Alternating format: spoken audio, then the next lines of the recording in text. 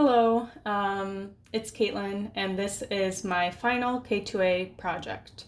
So I kind of just wanted to give an overview of what I studied and locations that I studied it in and my design solutions for the project. So background on the project, I was studying urban noise pollution in green spaces within the city of Buffalo, New York.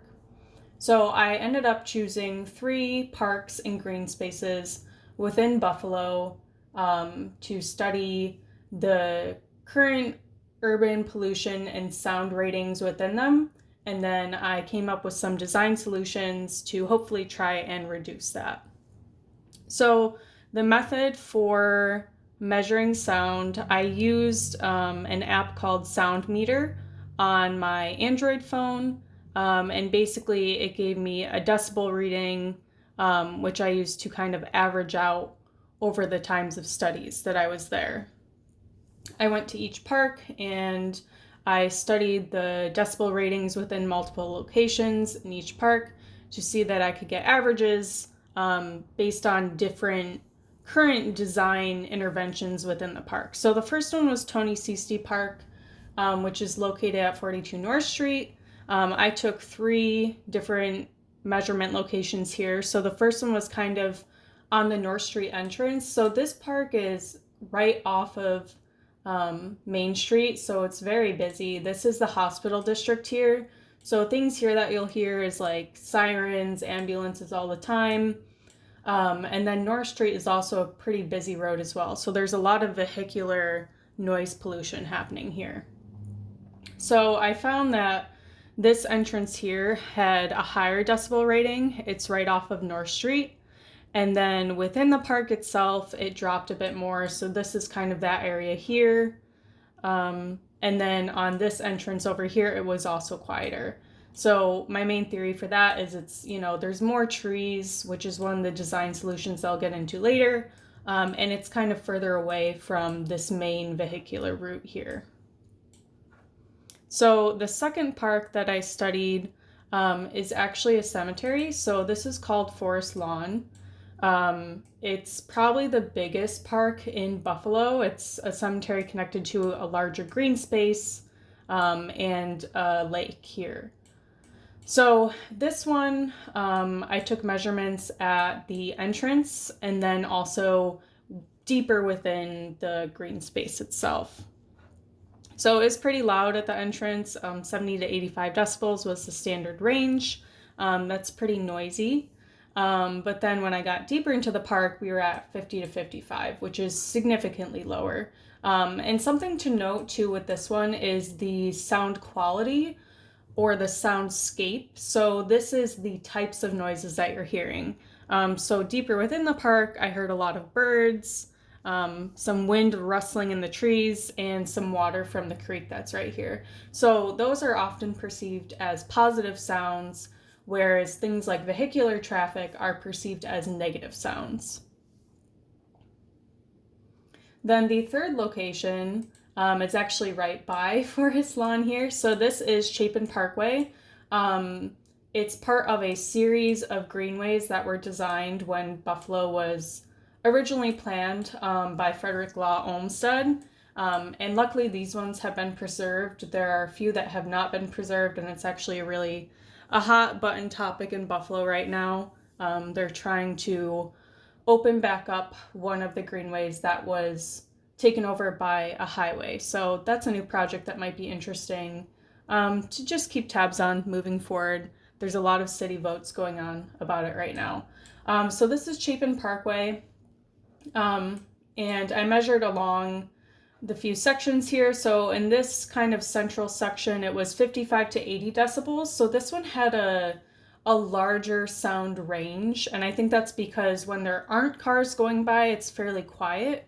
But then when there are cars going by, especially if they're blaring music, it gets a bit louder. And then I also took it at the end here at Soldier Circle. So this has a higher vehicular traffic amount.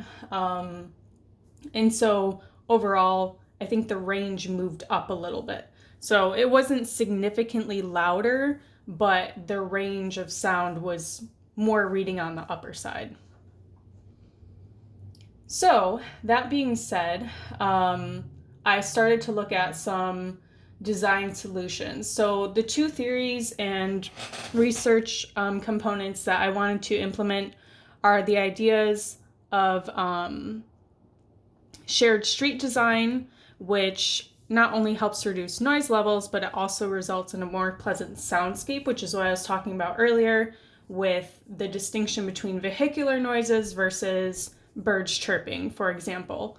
And then I also wanted to implement using vegetation and tree coverage as an effective way to further reduce sound.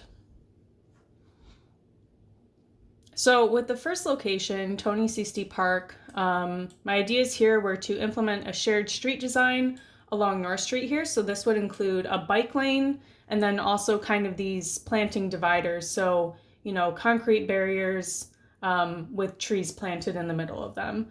So that helps reduce traffic. It helps reduce speed. So driving slower usually means you're quieter as well. And then also too, it helps improve the soundscape because you hear a lot more bikers and a lot less cars. So the second intervention for this location would be to place trees along this side here along North Street, which would help reduce sound. And then also to just increase ground coverage and plantings by planting a flower bed here. Basically, the more soft items like trees or plants that we have, the more sound is absorbed, and so that helps reduce the noise pollution overall. So same two concepts with the other locations. So with Forest Lawn, shared street design along this route and along this route as well. Same thing, trees in planters and bike lanes. And then as far as vegetation and tree coverage goes, I think that the perimeter is a little bit lacking in tree plantings. I think we have a lot of nice tree density in the middle here, but it's a little bit bare along the sides here. And they've tried to plant some new younger trees, but it's just not really fully covering the perimeter. And so proposing planting trees along the perimeter would help act as a sound barrier. And then lastly, for the third site in Chapin Parkway, so shared street design for this one, it's actually really pedestrian and cyclist friendly already. There's sidewalks throughout. These are like actually one-way streets. And so they're very wide, so people can park on them, people can bike on them. And I actually think it's a very effective shared street design already. So I'm actually proposing that this one just stays the way it is for now. And if it continues to stay that way, then we're all good on that front. But it could have some more trees. So there is already a pretty high amount of tree coverage, but we do have some bare spots here. So I think planting trees in a way that it would help reduce sound, but we're not reducing the amount of open green space too much because people do use it. They use it to just go outside, play with their kids or their pets. So increasing tree coverage, but still leaving some open areas, I think would help reduce sound in this area and just improve the overall soundscape. It's pretty good right now. Again, people like to use it and there's not as many cars. So that is my project overall. I think it was pretty cool to do it in my own backyard, so to speak. And I think it's nice to see urban green spaces in general. So any way that we can make them more beneficial to the public, I think is a good thing. Thank you.